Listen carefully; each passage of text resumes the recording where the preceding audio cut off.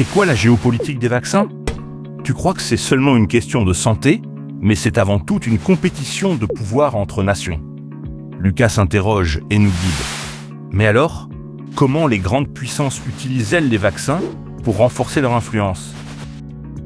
Lucas remarque que les États-Unis transforment leurs vaccins en accords diplomatiques. Cette stratégie montre comment la santé devient un levier de pouvoir. Mais pourquoi la Chine mise-t-elle sur la recherche plutôt que sur la distribution massive?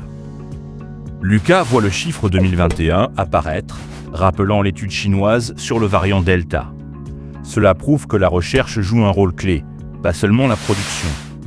Comment les publications et les think tanks influencent-elles la perception de ces stratégies?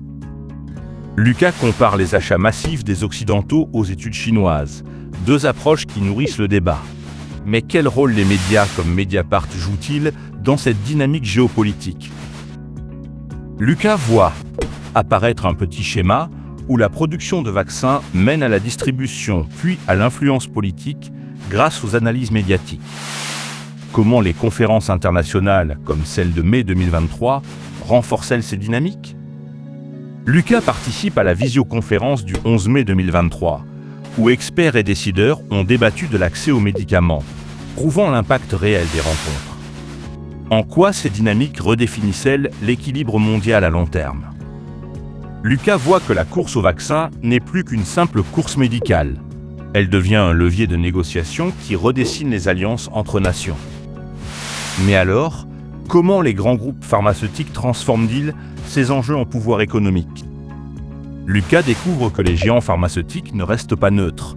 Leur puissance économique devient un levier pour façonner les politiques et les accords internationaux. Alors, quel impact cela a-t-il sur l'accès aux médicaments dans les pays en développement? Lucas comprend que l'accès aux vaccins ne dépend pas seulement de la production. Il faut aussi négocier, financer et distribuer à l'échelle mondiale, comme le montre la crise du Covid-19. Alors, comment ces dynamiques pourraient-elles remodeler le pouvoir mondial dans les décennies à venir? Lucas réalise que la compétition vaccinale a forgé de nouveaux pôles d'influence, redessinant l'équilibre mondial pour les décennies à venir. Alors, c'est quoi la géopolitique des vaccins? Lucas t'explique que la géopolitique des vaccins, c'est le levier que les États et les grands groupes pharmaceutiques utilisent pour peser sur le monde. La course au vaccin a créé une vraie compétition de pouvoir.